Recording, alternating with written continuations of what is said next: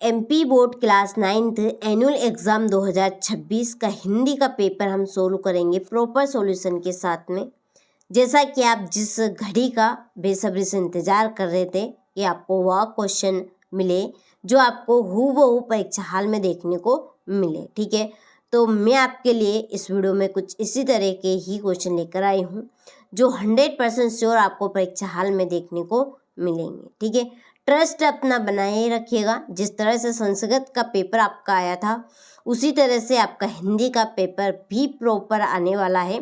भरोसा रखिए और सारे क्वेश्चनों को अच्छे से कंप्लीट करें, ठीक है। चलिए तो वीडियो को हम शुरू करते हैं। तो जिस घड़ी का आपको बेसब्री से इंतज़ार था, ठीक है, 100% आने वाले क्वेश्चन मैं आपको इस वीडियो में बताने जा रही हूँ। तो इनको जितनी जल्दी हो सके उतनी जल्दी आप कंप्लीट जरूर कर लीजिएगा, ठीक है।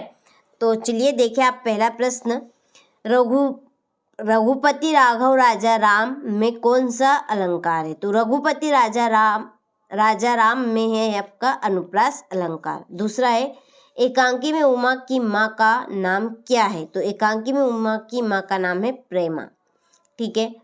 तीसरा है, हिंदी साहित्य का सर्वाधिक लोकप्रिय महाकाव्य है कौन सा? रामचरितमानस। और रामचरितमानस को किसने रचा है? तुलसीदास जी ने।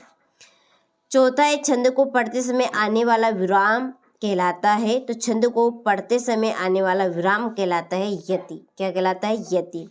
रतन कौन सा था? रतन कौन सा था? कौन था? तो राम स्वरूप का नौकर था। रतन कौन था? राम स्वरूप का नौकर था। श्याम भी जाएगा में भी है, क्या है? निपात शब्द है, ठीक है।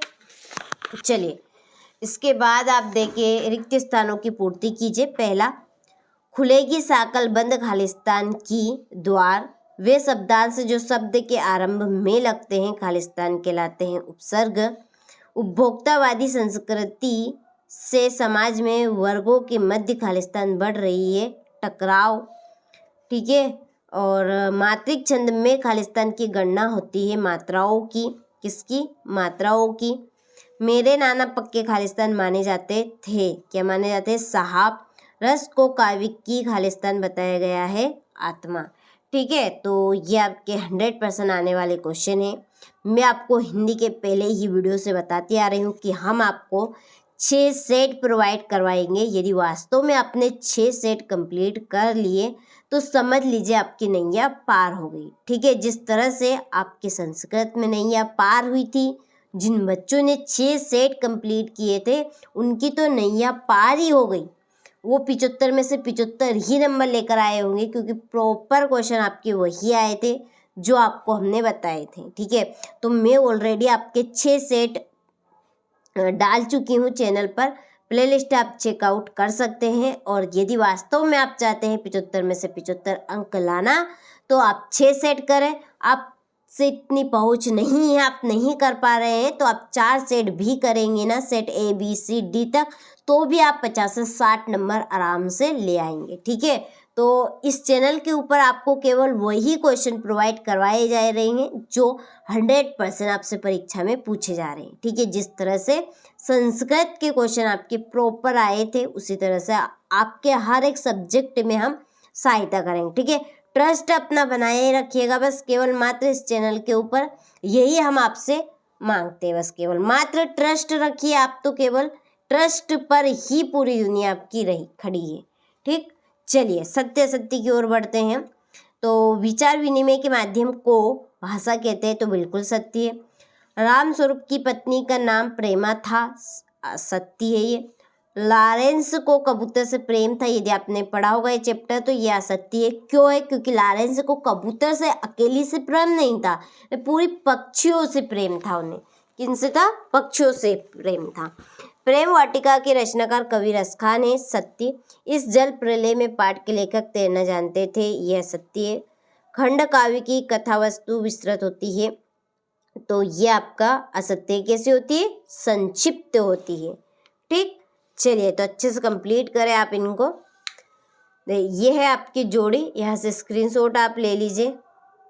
ये हो गया। चलिए कंप्लीट करके जाना है। 100% आने वाले क्वेश्चन ही मैं आपको बता रही हूँ। परीक्षा हाल में जाने से पहले एक बार ज़रूर इन क्वेश्चनों को आप देख कर जाइएगा, ठीक है, ताकि आप अच्छे नंबर कवर कर पाए। देखिए, जहाँ प्रथम पद प्रधान एवं अवयव हो वहाँ कौन सा, सॉरी ये मिसप्रिंट है आपका, क्या है, मिसप्रिंट है, समास होता है तो अवयवी भाव समास। लेखिका मृदुला गर्ग की परदादी ने मंदिर में जाकर क्या मन्नत मांगी थी, लड़की पहली संतान क्या हो, लड़की। जहाँ काव्य का आधार शब्द होता है वहाँ कौन सा अलंकार होता है, शब्दा अलंकार। लोक में प्रचलित उक्ति क्या कहलाती है, लोकोक्ति। कवि पंत ने गांव को हरता जनमन क्यों कहा, हरियाली एवं शांत वातावरण के कारण, ठीक है।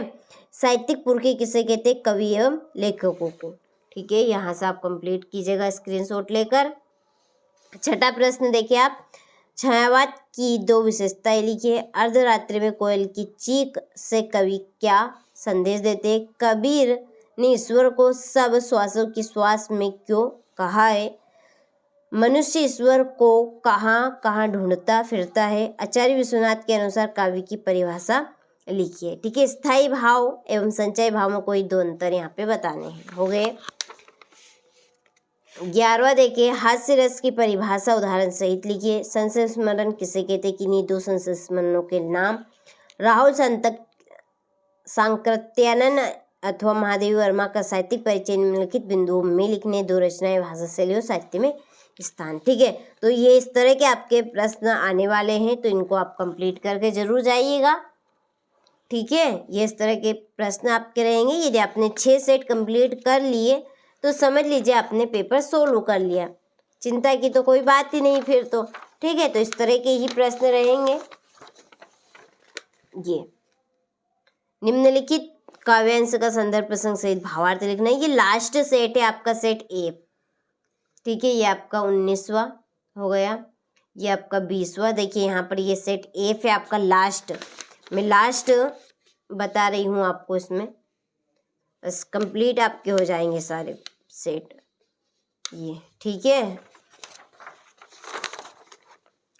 ये 22वां और ये लास्ट 23वां करके आप जरूर जाइएगा। ये स्थानांतरण प्रमाण पत्र की 100% आएगी गारंटी, 100% लिख कर रख लीजिए, ठीक है। ये आपका 23वां प्रश्न, विद्यार्थी जीवन में अनुशासन लिख कर रख लीजिए। ये जीवन में खेलों का महत्व लिख कर रख लीजिए, क्वेश्चन आएंगे ये, ठीक है। आने के बाद मिलाइएगा आप तो। चलिए, तो यह सेट मैंने आपको ये बता दिया है। 6 तरह के मैं आपको सेट प्रोवाइड कराती हूँ हर एक सब्जेक्ट के, और उन्हीं में से आपका पेपर फंसता भी है, ठीक है। तो आप फालतू की कमेंट पर ध्यान मत दीजिएगा। कोई बच्चे ऐसे भी होते फालतू की कमेंट करते हैं कि नहीं आ रहा, नहीं आ रहा है।